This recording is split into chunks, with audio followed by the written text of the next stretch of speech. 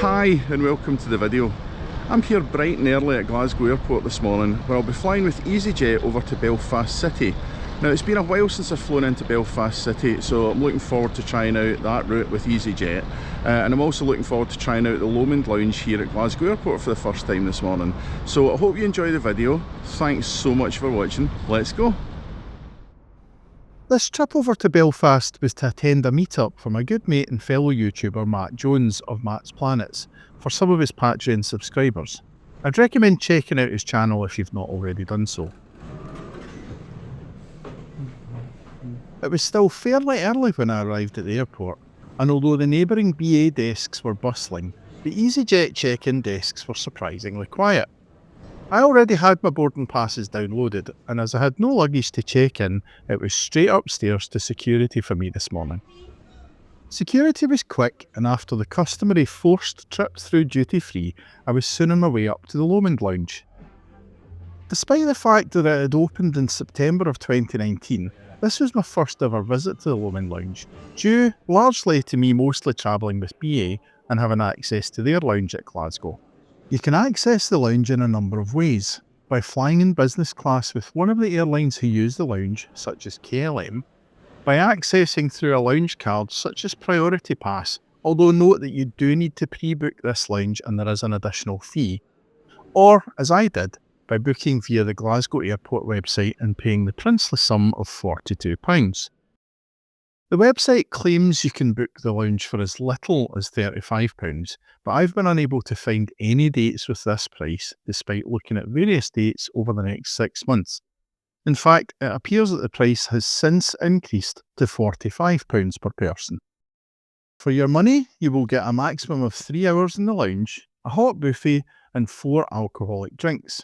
Although note that champagne and premium whisky are not included in this cost, and that champagne is only sold by the bottle, not by the glass.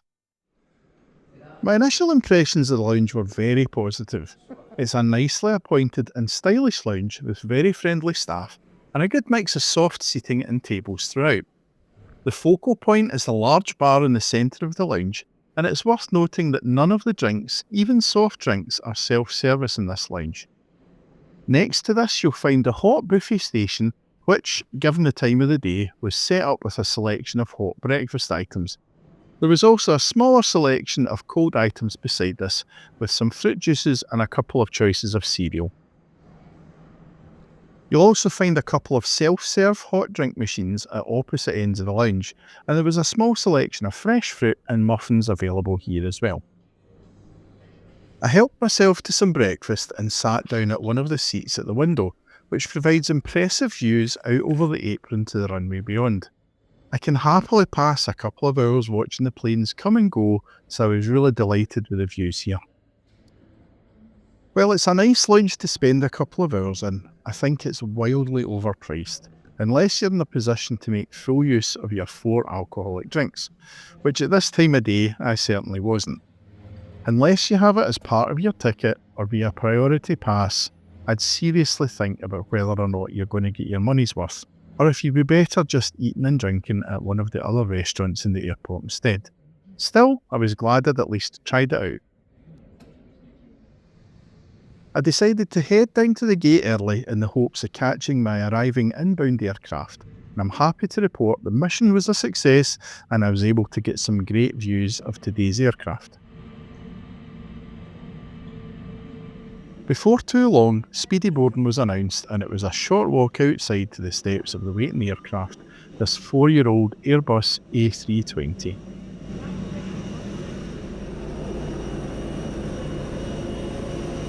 Boarding with the front steps, I made my way along to my seat in 7A. The cabin featured the newer and thinner-backed space-saving seats on board. Not sure how I'd feel about sitting in these for several hours, but for this very short flight they'd be perfectly fine. The cabin was clean and fairly standard inside, with individual air vents and reading lights provided above each seat. The seat backs all had a smaller sized tray table, common with these lightweight seats, a coat hook to the side and a literature pouch at the bottom. Legroom was fine, probably about the same or slightly better than you get on a short haul BA flight these days. In the literature pouch you'll find the safety card as well as a buy on board magazine, although I don't think they were offering anything more than hot drinks on this short flight. With boarding complete, we pushed back from stand and began our taxi over to runway 5, and I'd been lucky enough to score a couple of empty seats beside me. Our route today would see us making an initial left turn before heading southwest, flying down the South Ayrshire coast and then turning west across the Irish Sea for our approach into Belfast City Airport.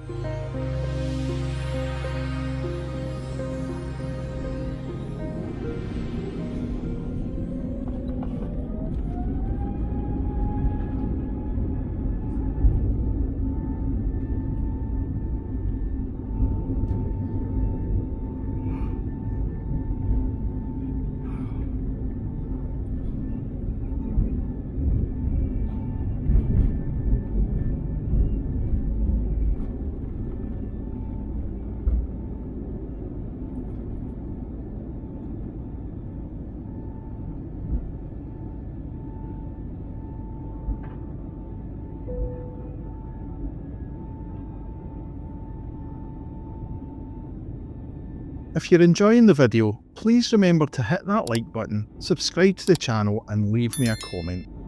If you'd like to support me more directly, you can buy me a coffee via the link in the description below. As we took off over the River Clyde, we were treated to some fantastic views out over the Scottish countryside. It really was an ideal day for flying, and the views out of the window kept me amused for the duration of this short flight.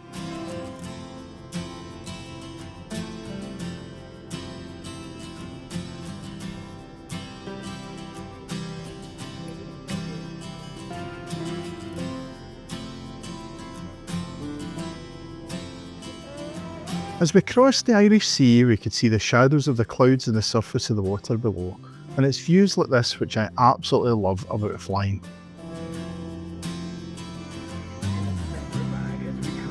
Sadly, it felt like we'd only just got up in the air before we were already starting our descent towards Belfast.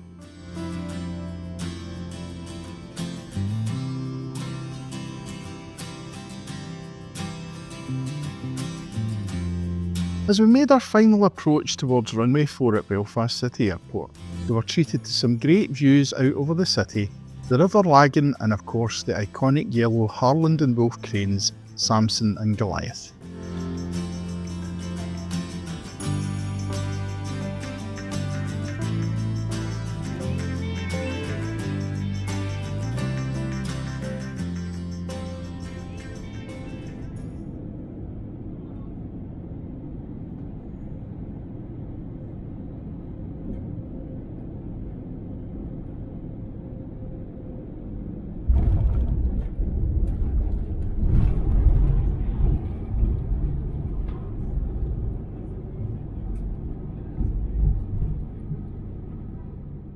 After touchdown, we had a very short taxi over to the main terminal, where we disembarked via the forward stairs. This is fairly standard at George Best Belfast City Airport, as there is only a single air bridge at the terminal, and it offers the chance for some great views up close of the aircraft. Thank you so much for watching. I really hope that you've enjoyed the video, and if you have, don't forget to leave me a comment and subscribe to the channel so that you don't miss future videos.